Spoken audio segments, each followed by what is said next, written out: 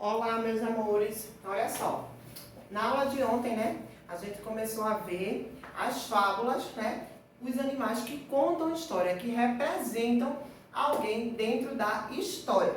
Hoje, a gente vai estudar a fábula. Aqui, gênero, como tem um gênero textual, como ela pertence. A fábula é uma narrativa. Só que antes de a gente estudar a fábula como um gênero textual, as partes da fábula, né? Nós vamos ver a diferença de tipologia textual para gênero textual, tá? Ao longo da vida de vocês, tá? Vocês começaram a ver muito gêneros textuais. Mas cada gênero desse pertence a uma tipologia textual diferente. Tia, vamos lá. O que é gênero textual? O gênero textual é o texto propriamente dito.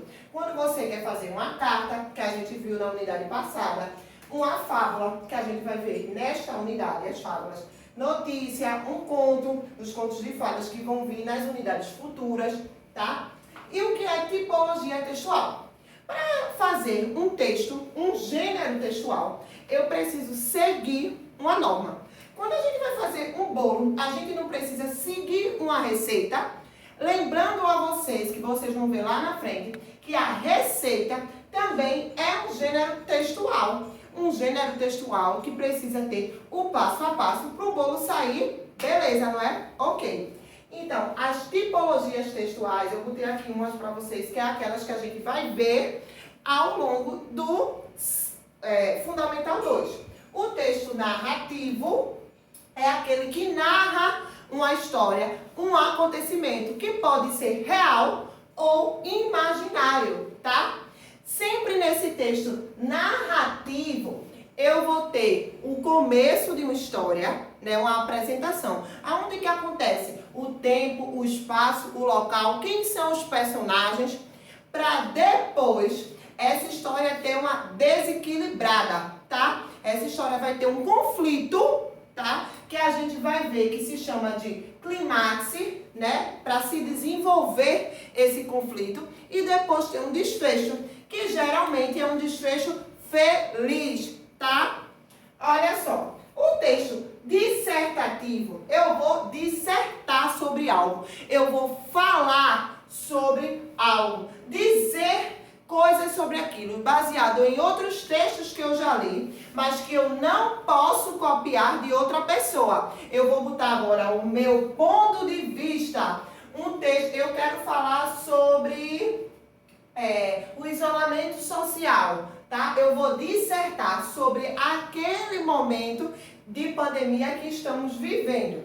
O texto argumentativo, eu vou argumentar, defender ou não uma ideia, tá? Baseado em fatos que eu acredite ou não, tá?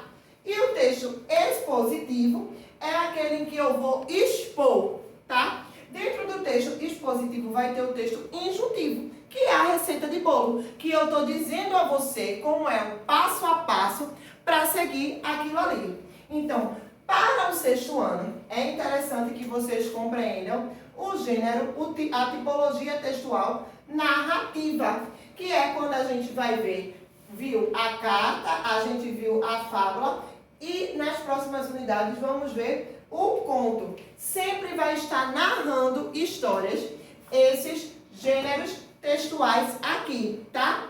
Então aqui, ó, o estudo da narrativa, que é da tipologia textual.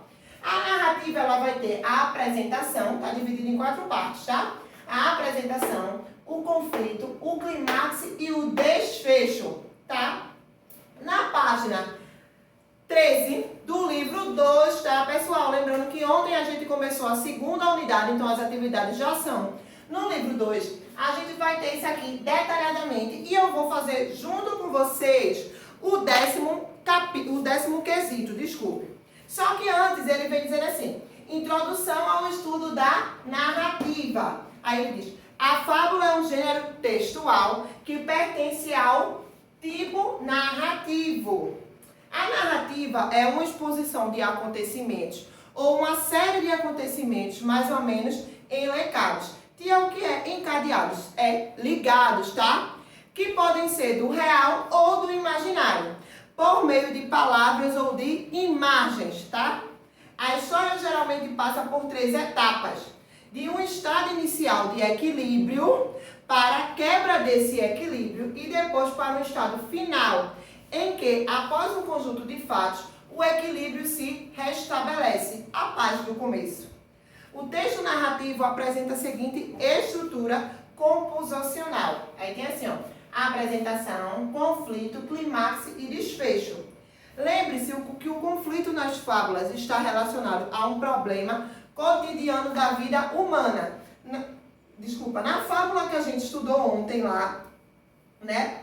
A gente viu que a vaidade, né, está presente nessa fábula. Então, ela é o principal motivo da fábula e o motivo do problema virado aos humanos, elaborados por meio de uma ação de personagens dos animais.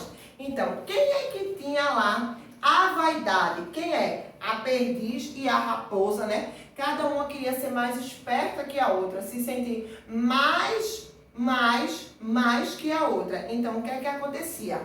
Isso aí foi o problema gerado entre eles. Aí, no 10º quesito, está dizendo assim, para treinar. No quadro a seguir, divida a fábula, a perdiz e a raposa, de acordo com as partes do texto narrativo. Então, ele vai dividir entre apresentação, conflito, clímax e desfecho, tá? Eu acho que no caderno de vocês, no livro de vocês, essas partezinhas não vai dar para vocês copiar. Então, é interessante que vocês copiem no caderno. Bota lá, página 13, livro 2, português, 10º quesito, certo? Então, ele diz assim, que na apresentação, que também pode ser chamada de situação inicial, é a parte em que se apresentam alguns personagens e expõe-se algumas circunstâncias da história. O que é que tem para acontecer na história, tá? Como o momento e o lugar em que a ação se desenvolverá. Aonde é que está acontecendo isso? Aonde foi que teve isso lá na história da perdiz e a raposa, certo? Aí ele diz, o conflito. Aí ele diz, inicia-se propriamente a ação. Algo acontece por algum motivo ou algum personagem toma uma atitude que pode provocar transformações no episódio inicial. Esse processo de transformação leva ao clímax. Aí ele diz que o clímax é o ponto crítico máximo da história, onde a história vai pegar fogo, podemos dizer assim.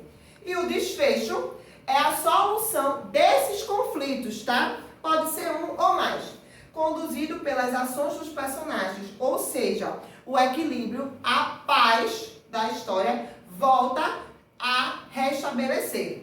Aí vamos agora elencar todas essas partes, tá? A história da perdiz e a raposa. A apresentação inicial, dizemos assim, ó, é a parte que diz assim, era uma vez uma perdiz muito vaidosa, que se achava a mais bela ave do mundo. Vivia empoleirada nos galhos mais baixos das árvores, para que todos pudessem ver sua beleza. Um dia, uma raposa muito esperta passou por ali e reparou no quanto a perdiz era vaidosa. Então, até essa parte, estamos falando da apresentação, tá, gente? Então, quando a gente está falando do conflito agora, diz assim, ó, o conflito número 1. A raposa precisa matar a sua fome. Ela não diz que está com uma fome enorme. O segundo conflito. A perdiz, depois de capturada, precisa se livrar da raposa. Certo? Então, esses aí são os conflitos. Vamos agora passar pelo clímax. Aí diz assim, o primeiro, o momento em que a raposa pula no galho e prende uma das asas da ave entre os dentes. E o segundo, quando a raposa, toda envaidecida, abre a boca e diz, perdiz, ó perdiz, o bastante para a perdiz aproveitar e se soltar, certo?